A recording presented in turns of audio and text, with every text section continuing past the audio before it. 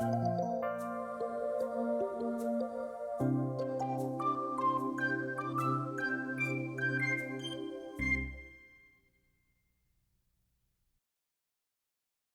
valores humanos se presentan de muchas maneras.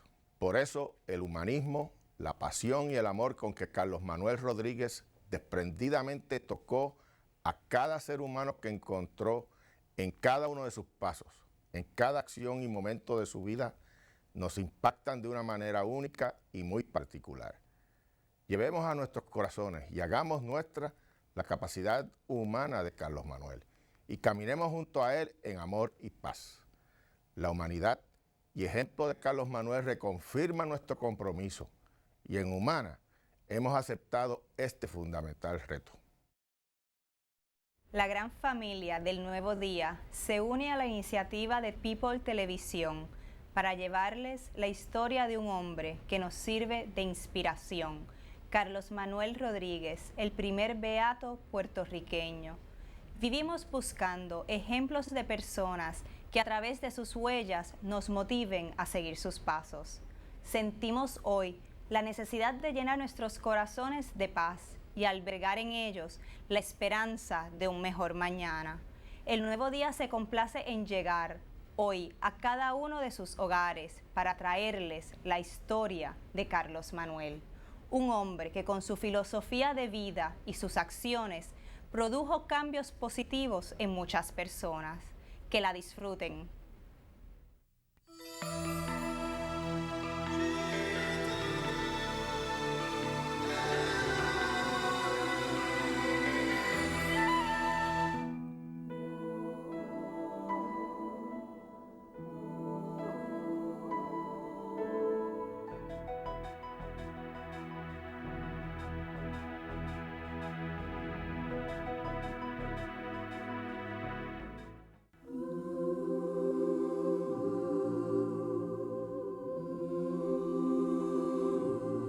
¿Cuál es el sentido de dirigirse a los santos por medio de la oración?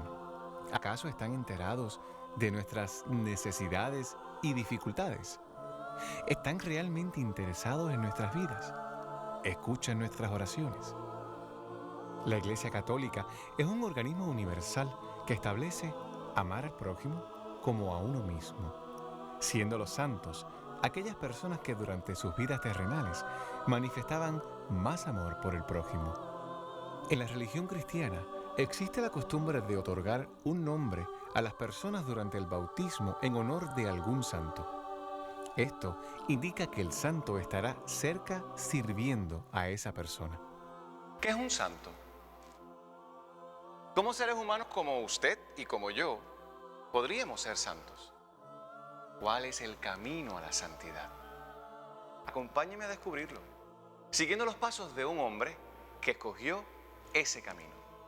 Carlos Manuel Rodríguez, el primer santo puertorriqueño.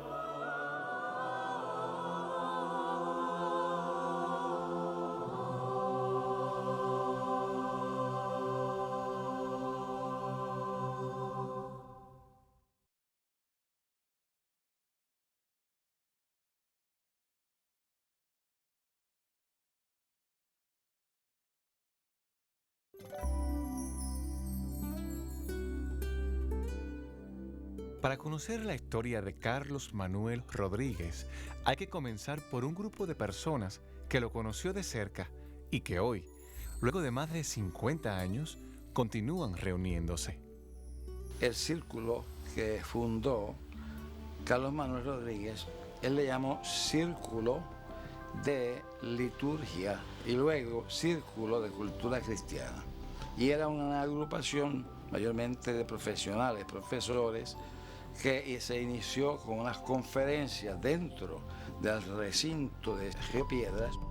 En este círculo, las personas con una, podríamos decir, erudición mayor que la de él, con títulos, con doctorado, le hacían preguntas que tocaban lo esencial de la fe.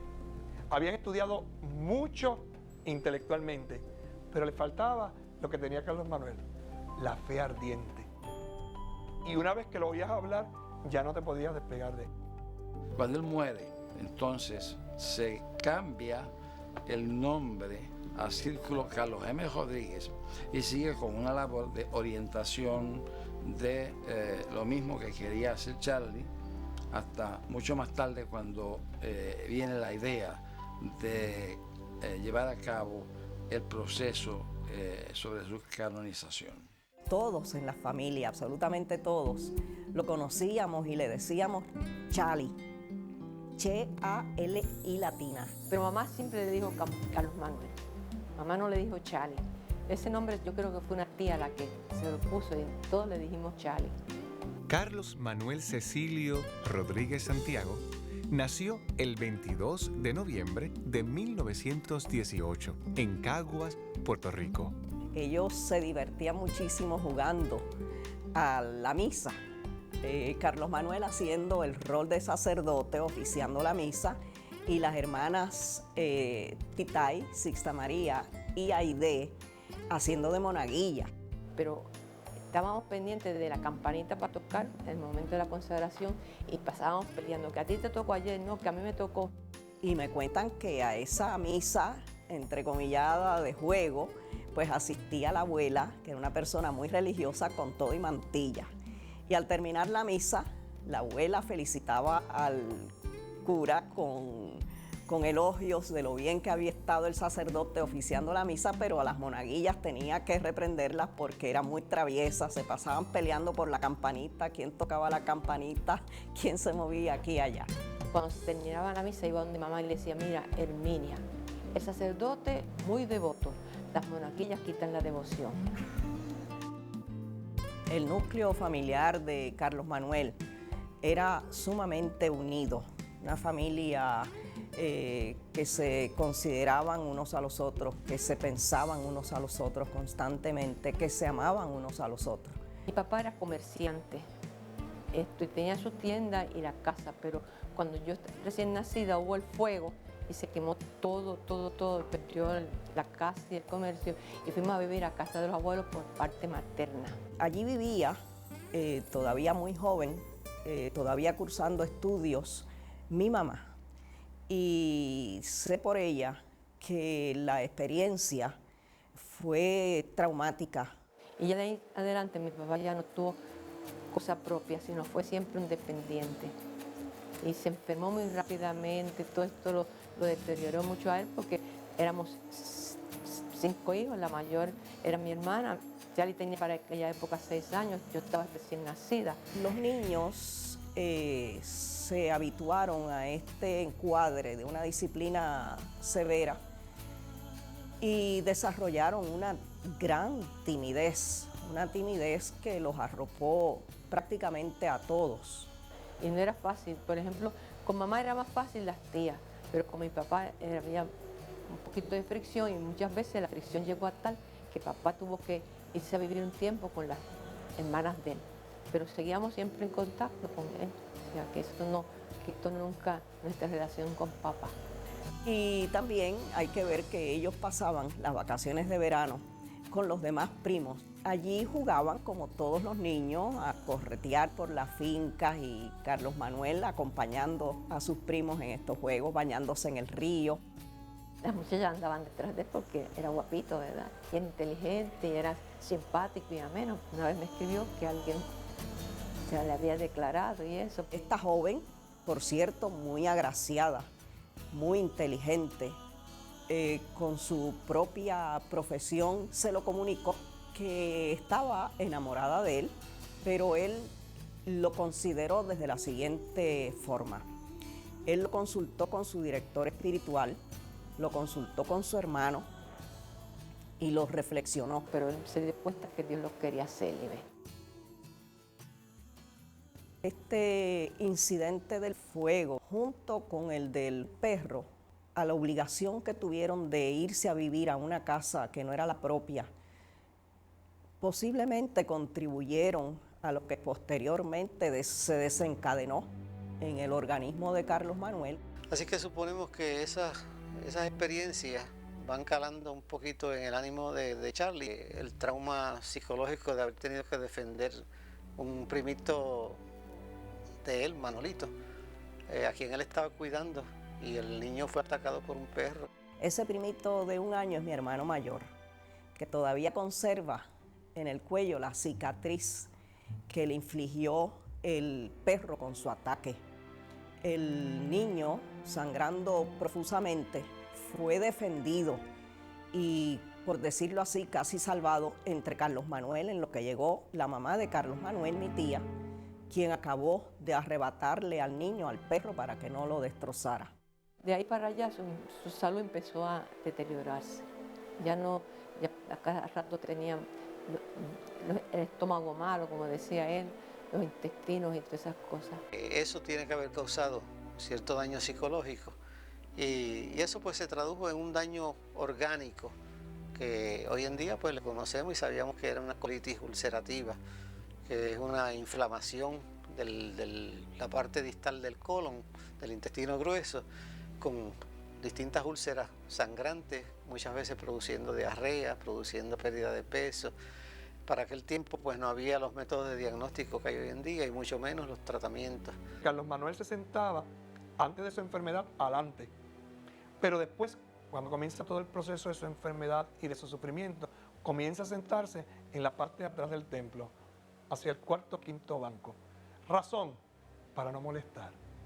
Participa en el culto, vive la celebración, pero cuando tiene que salir por motivos de salud, no quiere que el resto de la asamblea se moleste ni se entere. Entonces, muy discretamente, se retira de la iglesia. Eso es un gesto de amor. La enfermedad, dentro de las leyes de causa y efecto, pues son manifestaciones de la condición humana. La condición humana está sujeta a sufrimiento y a enfermedades. En la medida que nosotros trascendemos y nos instalamos como se instaló él, en el hombre espiritual, ya lo que advenga nuestro físico es parte de un desarrollo. No nos va a amargar la vida. El evangelio no es para superhombres, que esta es la clave de Carlos Manuel.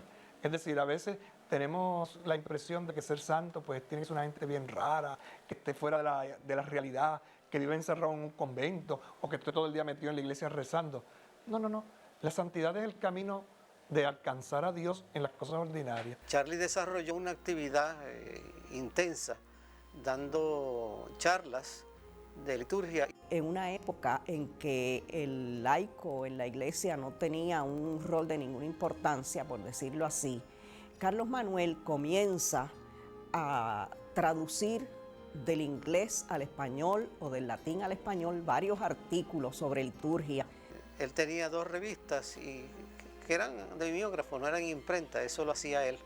Él era muy afluente en inglés, las prepara luego de sus horas laborables en la Estación Experimental Agrícola, para lo cual tenía que pasar un gran trabajo. Primero el de la traducción, luego picar un estarcido con el trabajo que más tarde pasaba por un mimeógrafo.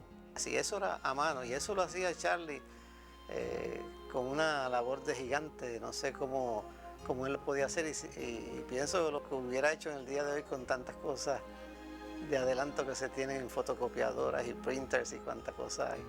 Él no da sentido, especialmente con el símbolo de él, que es el cirio pascual, símbolo de la luz de Cristo resucitado, porque él decía, para eso vivimos, para esa noche, no una noche de oscuridad, de tristeza, sino de alegría, de paz, de resurrección. Que la espiritualidad de Carlos Manuel es una espiritualidad pascual.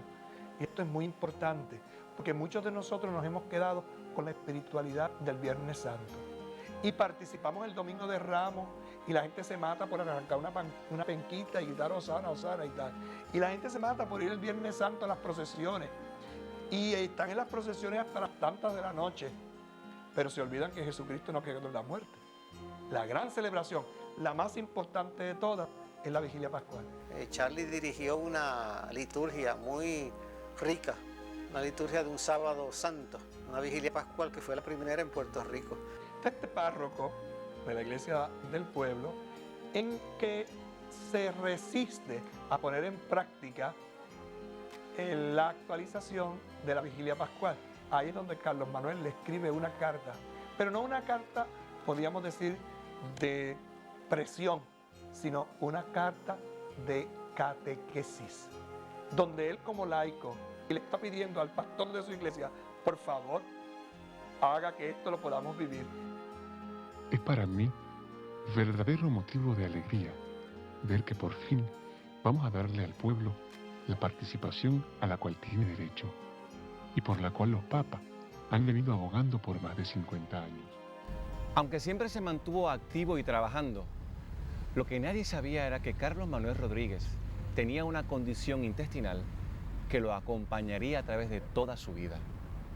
Luego de esta pausa, vamos a conocer las consecuencias de esta enfermedad y dialogaremos con las personas que lo acompañaron hasta sus últimos días. Siguiendo los pasos de Carlos Manuel Rodríguez, un santo puertorriqueño.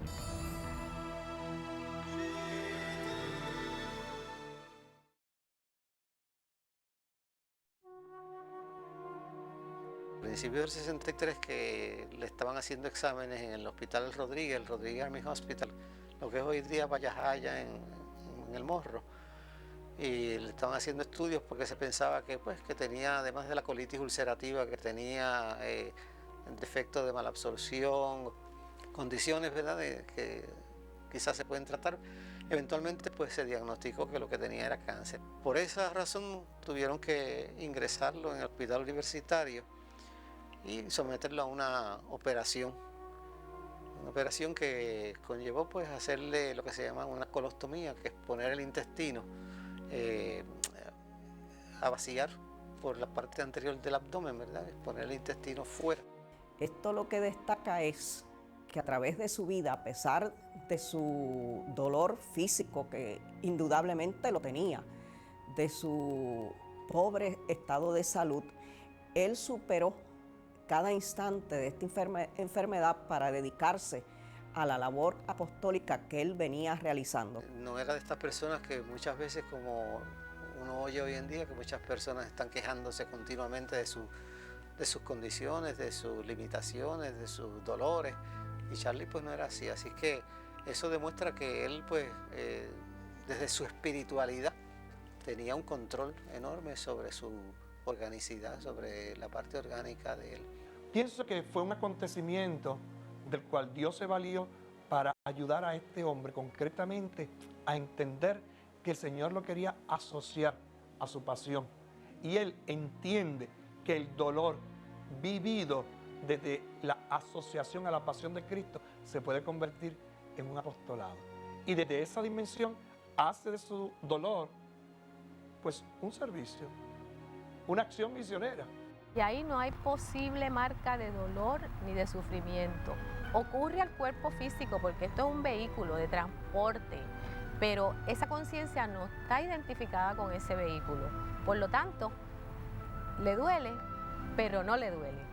Le marca y al mismo tiempo puede continuar su misión, no le atemoriza, no lo detiene en lo que reconoce que es su servicio a la humanidad, que es dar un modelaje, un ejemplo del Cristo vivo. Y su espiritualidad en los últimos meses de vida, quizás había una orientación distinta. Quizás su orientación primero era hacia los demás, quizás en sus últimos meses la orientación es hacia él y hacia el Cristo que él estaba buscando, pero la intensidad era la misma, porque ese Cristo que él había conocido, pues él tenía también que buscarlo para él mismo. Así que durante esos meses, pues ahí, supongo yo no he pasado por esa experiencia, ¿verdad? Pero los que hemos estado al lado de personas que están cerca de la muerte, pues son unos días y unas semanas de mucha intensidad. Y máxime en el caso de él, que él sabía lo que es estar cerca de Cristo y lo que es la economía, vamos a poner así, de la salvación. Así que él estaba buscando esa salvación y Charlie pues se dedica todo ese tiempo a tener una cuestión de más silencio, pero mayor profundidad. Una vez notificado a Aide el suceso, sé que comentamos entre las dos, Carlos Manuel se ha ido a celebrar la fiesta del Carmen al cielo porque él fallece un 13 de julio. La fiesta del Carmen es el 16.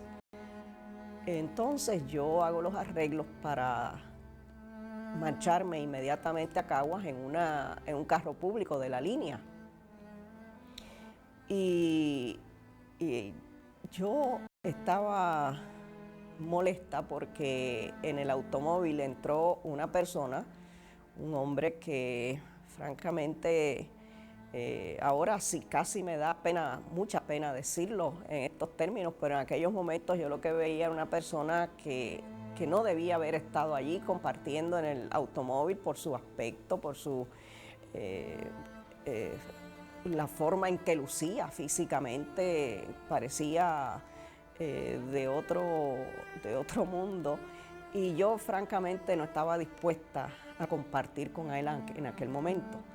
Cuando el carro público hace su parada usual en la cafetería San Antonio de Calley, esta persona se baja y lo menos que tenía yo ganas era de bajarme también con él, pero para mi gran sorpresa y para mi gran lección en caridad, esta persona se acerca y me ofrece un vasito de jugo. Aquello a mí me derrumbó. Fue como decir, aquí está Carlos Manuel dándome una lección grande de caridad. Él siempre tuvo una caridad inmensa para con los pobres y los desarrapados. Cuando él muere y se investiga la vida de él, fue entonces que nos enteramos que él tenía una enfermedad que ni la familia sabía que él tenía. Una enfermedad que traía consigo un dolor tan fuerte que nadie sabía que le estaba pasando por ese dolor. Sin embargo, dicen que los que lo conocían se notaba en su rostro alguna vez un poquito de dolor, pero eso lo ofrecía para los pecados de sus compañeros. Y ahora ella brilla en nuestro camino como signo de consuelo y de firme esperanza. Carlos Manuel nos enseña que el camino de la santidad se desarrolla precisamente en la vida de cada día. Que cada acontecimiento, cada realidad que tú vives, desde que te levantas hasta que te acuestas, si está tocada por el amor, es un camino que te lleva a la santidad. Si bien es cierto que el concepto de santo lo hay en otras religiones, la Iglesia Católica Romana es la única que tiene un mecanismo formal para conocer este proceso.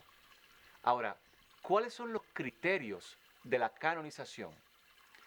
La respuesta a esa pregunta luego de la pausa, mientras seguimos los pasos de Carlos Manuel Rodríguez.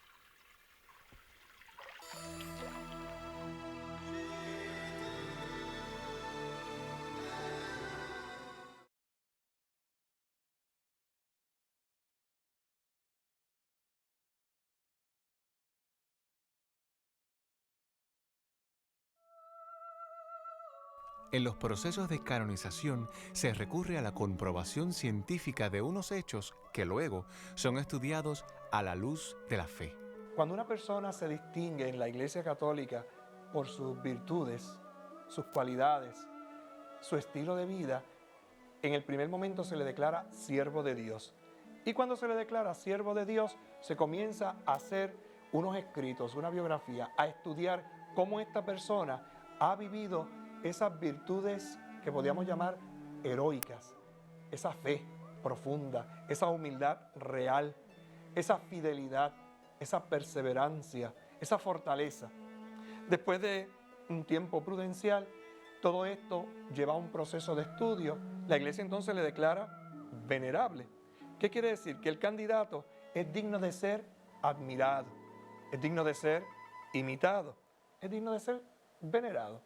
Entonces se autoriza a los creyentes que a título personal se le pueda rendir culto y se le ora al venerable.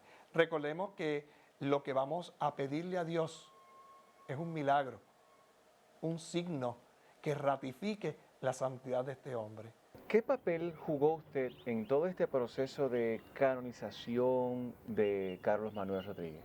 Yo fui nombrado promotor de justicia. ¿Qué significa eso? Como el fiscal del caso.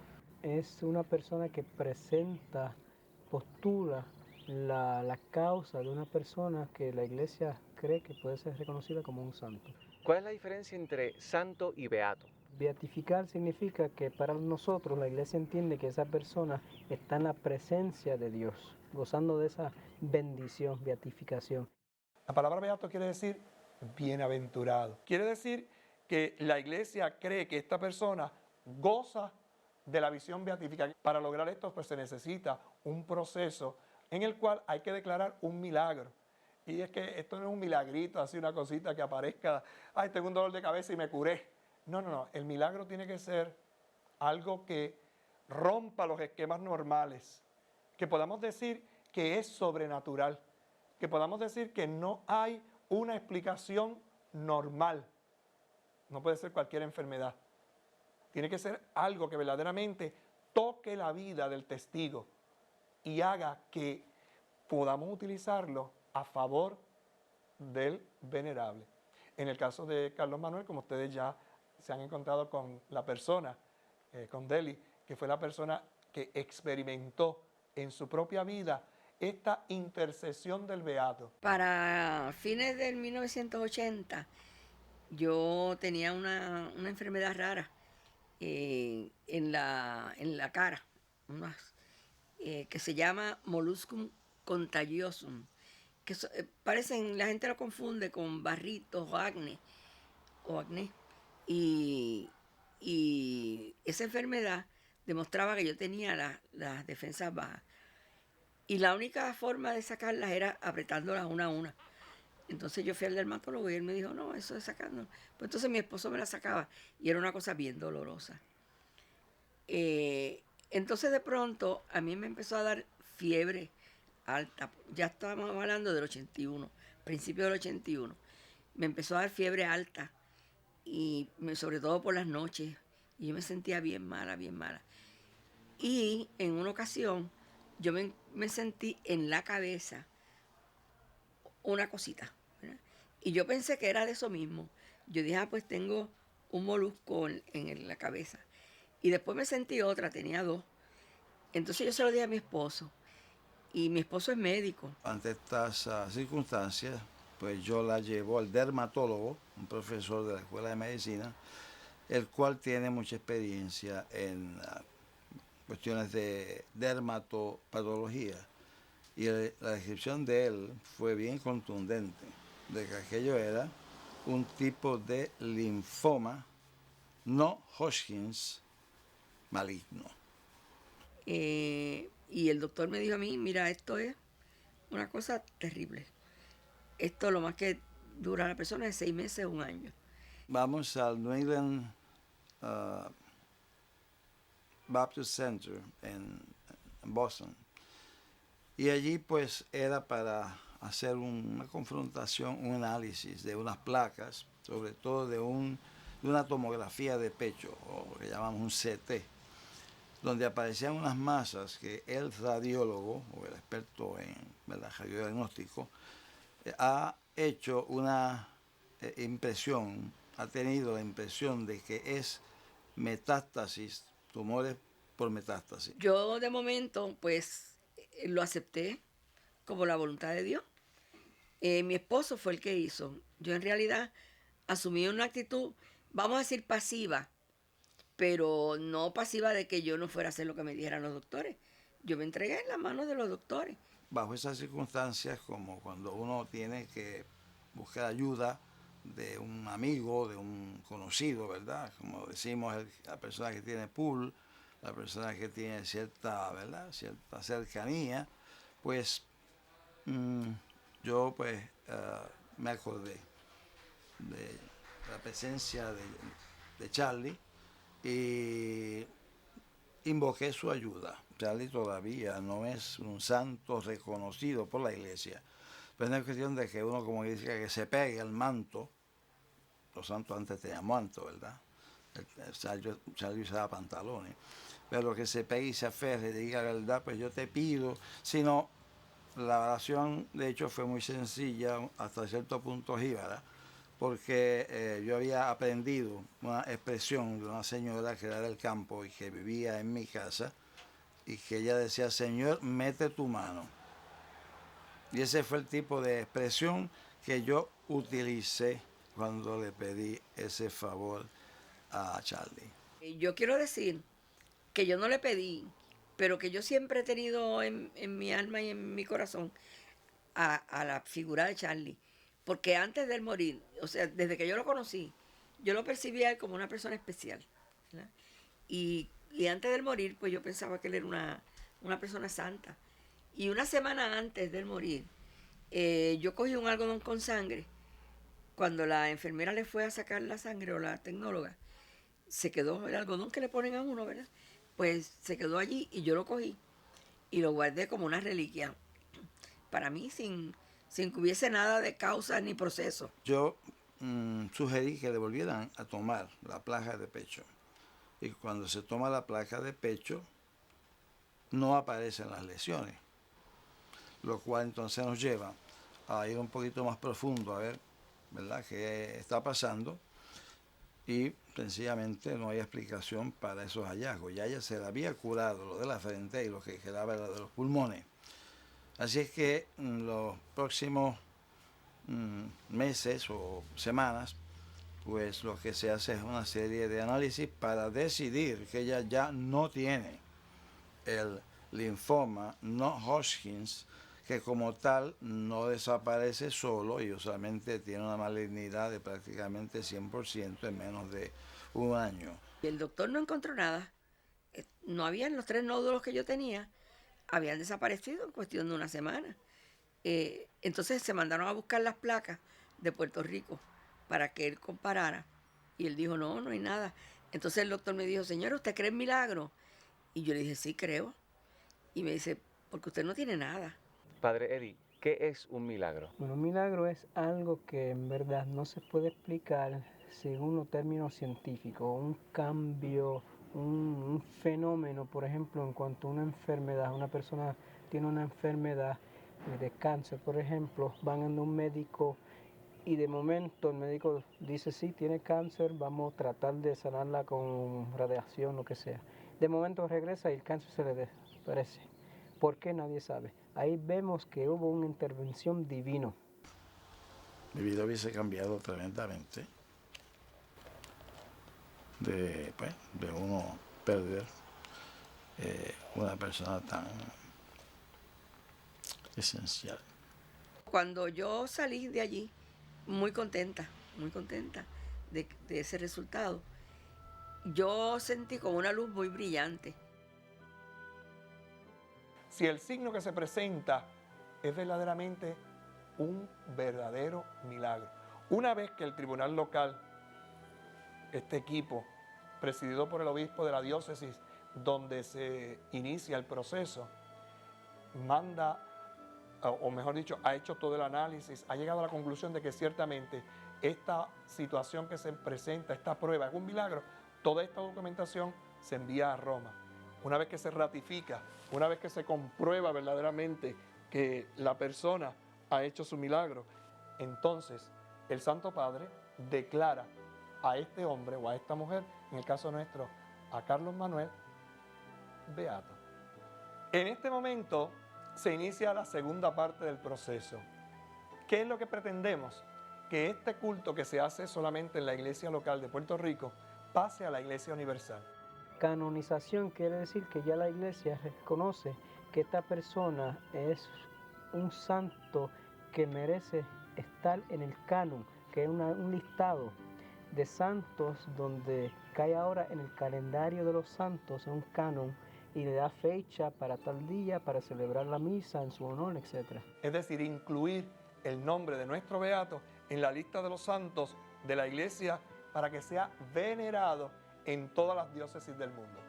Para esto, pues vuelve otra vez el proceso de presentar un hecho, un acontecimiento, donde se atestigue, se certifique la santidad de esta persona. Y es donde se pide un milagro. Por eso estamos ahora en el proceso de estudiar un segundo milagro, por decir así, que ratificará a nivel de la Iglesia Universal que Carlos Manuel es santo de la Iglesia de Dios.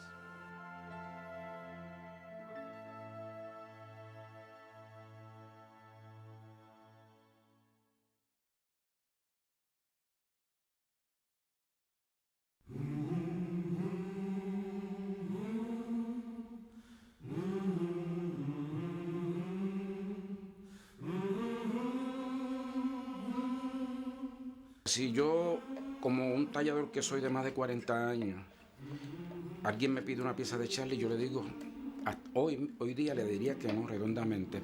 Una imagen que no es como una piececita de artesanía cualquiera. Muchos la han tallado, muchos artesanos lo han hecho y han logrado la figura, pero se ve la forma, la cara, todo que es Charlie, su rostro. Pero ¿qué encierra esa leve sonrisa? ¿Qué encierra esa mirada? ¿Qué misterio encierra eso? Hay que ser un poquito más profundo a esto de la imagen de Charlie. Yo puedo hacer un santo en cualquiera de sus manifestaciones según la historia. No estoy preparado todavía para hacer la imagen de Charlie. Yo tengo que descubrir en esa mirada, a través de una foto, por qué él se reía, por qué presentan esa foto con esa sonrisa, qué pasó con eso, qué era lo que él sentía en ese momento, qué era lo que estaba sintiendo y qué pensaría la gente si yo lo hago muy serio él, muy entregado, muy meditando, hasta que ese momento no llegue. Y yo te lo digo, me voy más allá y que el Señor me perdone. Me gustaría sentir la presencia de Charlie, porque yo sé que el día que eso suceda, si es que me lo merezco, yo sí voy a hacer una obra donde la persona que recibe esa pieza, un fiel creyente o una iglesia o lo que fuera, va a descubrir en esa pieza y va a decir, maestro, esta pieza lo único que le falta es movimiento y que camine. En los inicios del cristianismo, en Roma, aquellos que profesaban la fe en Jesucristo eran perseguidos y eran matados. Eran destrozados sus cuerpos. Los primeros cristianos recogían este cuerpo y lo guardaban como si fuera un trofeo. La gente nuestra, al puertorriqueño, es casi un sello cultural que le gusta tocar, saber que algo ha pertenecido a esta persona admirable. Las mamás guardan los dientes de los niños o guardan el rabito de pelo o incluso algunos el ombliguito, ¿no? Son gestos que a lo mejor a otra mamá o a otra persona no le dice gran cosa, pero para esta madre que llevó durante 9 meses en su vientre al niño, estos pequeños recuerdos son reliquias, son signos vitales. En el museo tenemos el pantalón y el crucifijo con que estuvo enterrado por 38 años. El pantalón está manchado. La restauradora de textiles, la señora Laura Fernández, nos explica que eso es como un sudario. Por eso es que tiene esas manchas. La tela que estaba totalmente pegada al cuerpo está más manchada porque durante el proceso de descomposición se manchó. La bacteria de la descomposición manchó eso. Y tiene algunos agujeritos también causados por la bacteria, pero se conserva porque es material sintético. Si hubiera sido algodón, se hubiera descompuesto también. Es más bien un signo, un memorial, pero no para darle adoración, que solo se le rinde a Dios, sino como un recuerdo de que esta persona que vivió entre nosotros, que fue tan de carne y hueso como tú y como yo, han entrado en esa eternidad a la que Dios nos llama. Empezó gente a visitar las hermanas y qué sé yo, y ellas le enseñaban retratos, le enseñaban, allí tienen un altar de la Virgen con flores y un cirio encendido como él siempre lo tenía. Y en algún momento, su hermana Aide le mostró los zapatos a alguien. Esta persona era una señora que llegó en una silla de ruedas. Le pusieron los zapatos sobre la falda. Ella pidió hasta ponerse los zapatos, se los pusieron. Esta señora fue curada y 2 o 3 meses más tarde llegó caminando por sus pies. Ella dice que eso fue un milagro de Charlie y eso lo publicaron en los periódicos. Y de ahí en adelante los zapatos se hicieron famosos. Todo el mundo venía a ver los zapatos y a poner peticiones en los zapatos. Y ahora se les mandaron a Catedral, que es donde están ahora los zapatos. Como Charlie fue una persona real, tenemos ahora un recuerdo de un joven, tenemos parte de su osamenta para la veneración de la gente.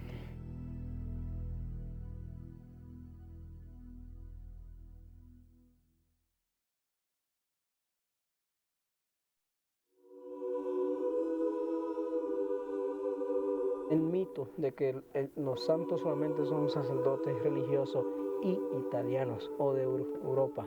El hecho de que ahora tenemos gente de aquí, como el Coquí, que viven y han vivido y viven la vida de santos, eso le demuestra al mundo que nosotros también estamos en esa lucha. Puerto Rico hoy más que nunca necesita personas que sean como paradigmas. Necesita personas que sean como banderas, como señales.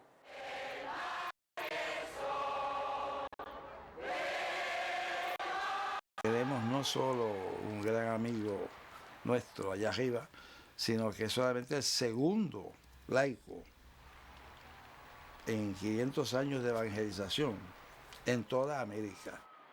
Los laicos puertorriqueños habéis encontrado en esta figura.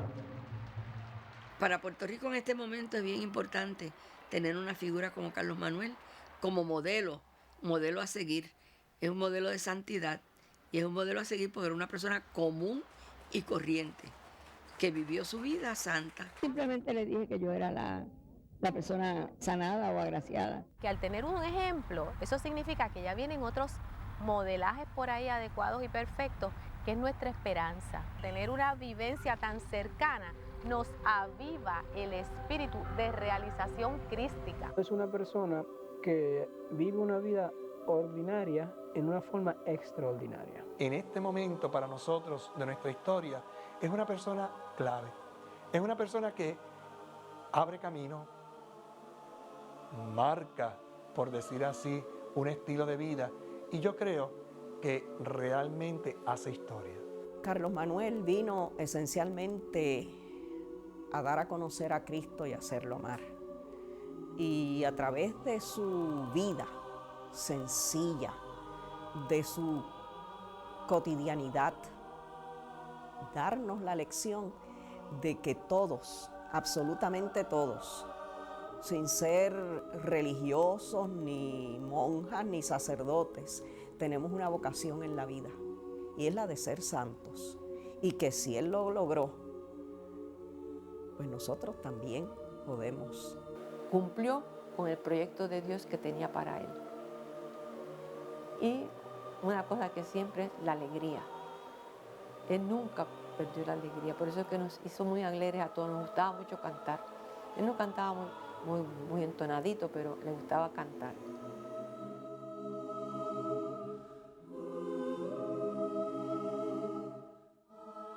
En un mundo en donde se debate la existencia de Dios, Carlos Manuel Rodríguez manifestó su presencia con una vida que fue un acto de amor, enseñándonos que la presencia de Dios está precisamente en las cosas pequeñas. Aprovechemos esta época para dar gracias por esas cosas pequeñas que nos unen a Dios, que nos muestran el camino a la santidad.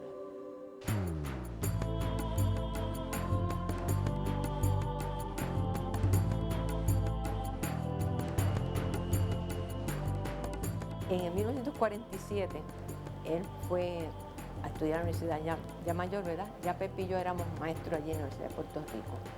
Y faltaba mucha clase por la situación de sus intestinos, ¿verdad?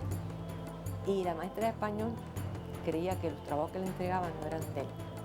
Y un día cuando fue le dijo, mira, me vas a hacer una composición tema libre. Y él cogió la verdad.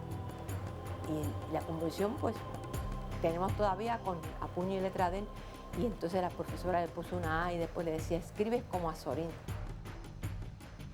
Nosotros decíamos que, por eso decíamos, Charita con el pie así, le salen muchas viejitas de todo el pueblo, porque las viejitas cuando él salía de misa se acercaban a él porque él le ponía algo. Y un día, pues fue una señora, una viejita a casa con 2 huevos, a llevarle a don Carlitos, como le decían. Mi mamá después le dijo, ay Charly, ¿por qué los cogiste? Mira que tan por dice, mamá, si se los rechazo, no te preocupes que yo más adelante después le doy algo para ella. Leía muchísimo, no solo leía de la iglesia, sino él sabía de literatura. Recuerdo cuando yo estaba en mi primer año de escuela superior que apareció que iba a salir que un cometa. Y él nos explicaba lo que eran los cometas y levantábamos a las 2 de la mañana a la calle a ver si veíamos el cometa. Mi mamá decía, estos hijos míos son tan raros.